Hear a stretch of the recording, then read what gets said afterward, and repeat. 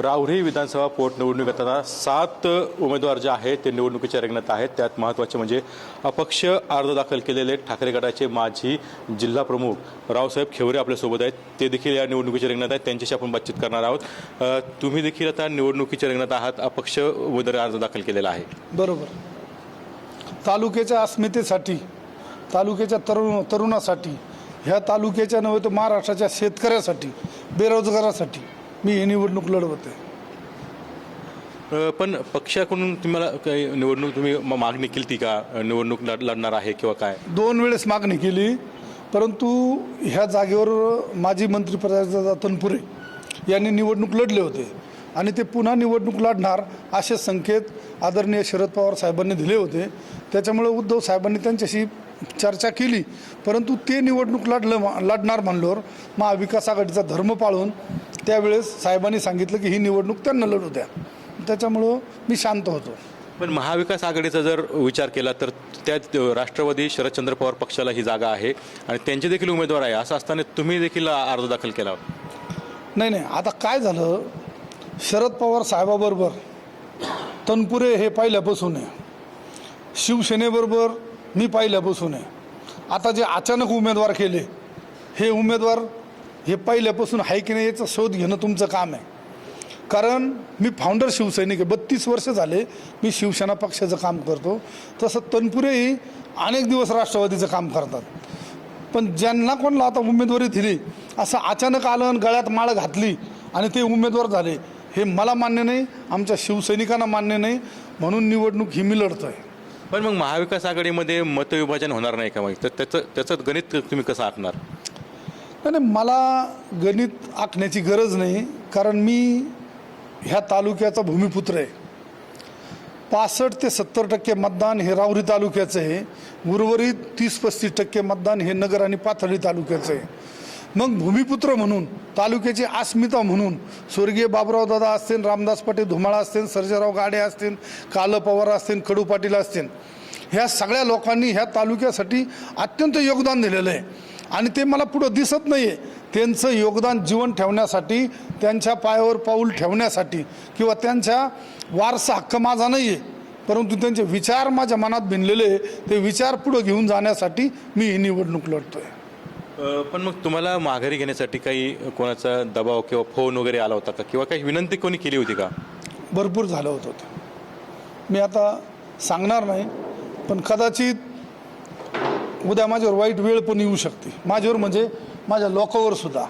पण असं आहे की आज जर मी थांबलो तर माझ्या तालुक्यात कोणच नाही, माझा तालुका शंड नाही, मर्दांचा तालुका आहे, अस्मिता आहे माझ्या तालुक्याची, ती जिवंत ठेवायची मला। उद्या काय होऊन द्या, मी त्याची पर्वा करत नाही। ही निवडणूक मी लढणार, तालुक्याच्या अस्मितेसाठी लढणार आणि ती मी जिंकणार। पण आता एकीकडे सत्तेतले पक्ष आहे, मग तुम्ही कसं टिकणार आहे का यापुढे? नाही, काय झालं, सत्तेतले पक्ष आणि मी कसा टिकणार, सगळ्या गोष्टी जर पैशाने झाल्या असत्या तर मला वाटतं की ऑपरेशन करतो माणूस, पण ते सुद्धा ऑटोमॅटिक होत नाही, त्याला पण काहीतरी वापरावं लागतं। जेवण करतो तर हातानेच खावं लागतं, भाजीपोळी करतो ती पण हातानेच करावं लागते। माझ्याकडं कार्यकर्त्यांचा एवढा मोठा संच आहे, शिवसैनिकांचा आणि ह्या तालुक्यातल्या लोकांचा, की माझ्यापुढं मला तुम्ही हे विचारण्यापेक्षा त्यांना विचारा, ते माझ्यापुढं टिकणार नाही। कोणते मुद्दे असणार आहे प्रामुख्याने या निवडणुकीत? खूप मुद्दे या निवडणुकीत। पहिला मुद्दा, इथला तरुण शिकतो, आईवडील पैसे खर्च करतात, त्याला नोकरी कुठं भेटत नाही, हा पहिला मुद्दा आहे। दुसरा मुद्दा, इथला MIDCचा प्रश्न आहे। तिसरा मुद्दा की कुणीतरी ती 7,000 एकर जमीन ही अधिग्रहण करायला दिलेली आहे, म्हणजे बागायत जमीन।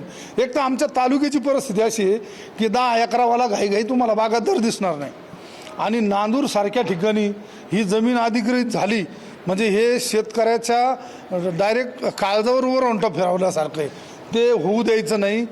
आज जर तुम्ही पाहिलं, मला चांगलं आठवतं, आता माझा भाऊ आहे, हा शेती करतो बरं का, मी शेती करत नाही, फक्त मी शेतकरी कुटुंबातून जन्माला आलो।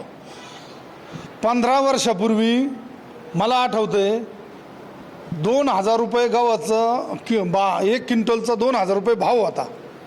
आज 15 वर्षानंतर 2100 रुपये गव्हाचा एका क्विंटलचा भाव आहे. तेव्हा सुपल्याची गुणी होती 300 रुपयाला, आज सुपल्याची गुणी आहे 1250 कितीला आहे, 1300 रुपयाला. मग हा जो डिफरन्स आहे, आज कशाला भाव आहे सांगा. कांद्यावाले रडायला लागलेत. मी काय महाराष्ट्राचा प्रश्न याच्यातून सोडवणार नाही, पण उभ्या महाराष्ट्राला दाखवणार आहे की जर निष्ठा म्हणून उभं राहिलात, अस्मिता म्हणून उभं राहिलात, तर ह्या लोकांना सुद्धा गुडघे टेकावं लागतं. आणि तुम्ही भारतीय जनता पार्टीचा विषय सोडून द्या, ही आश्वासनाची खैरात आहे. आता परवा ते जे मागची निवडणूक विधानसभेची जिंकले, त्यांनी खरोखर म्हणजे पैसे दिले लोकांना, महिलांना पैसे दिले 1500 रुपये. आणि मग का बरं तुम्ही आता 75 लाख महिला, 71 का 75 आता कमी केल्या, 75 का बरं कमी केल्या? मग पहिलं तुम्हाला दिसलं नाही का? हे सगळं फक्त घोषणांचा बाजार आणि पाऊस आहे. लबाडा घरचं ते आमंत्रण आहे, जेवल्याशिवाय कळणार नाही. हे खरं की खोटं आहे? किती विश्वास वाट जिंकण्याचा? ही सुवर्ण संधी आहे माझ्या तालुक्याची घडी बसवण्याची, माझ्या तालुक्यातल्या सर्वसामान्य जनतेला न्याय देण्याची.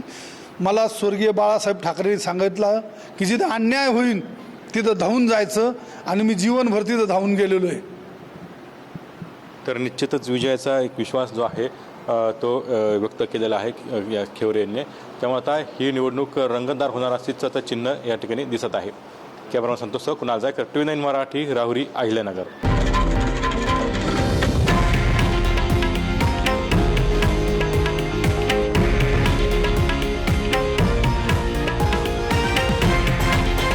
हे आहे देशातील नंबर 1 न्यूज नेटवर्क आणि आपण पाहत आहात TV9 मराठी, एकमेव.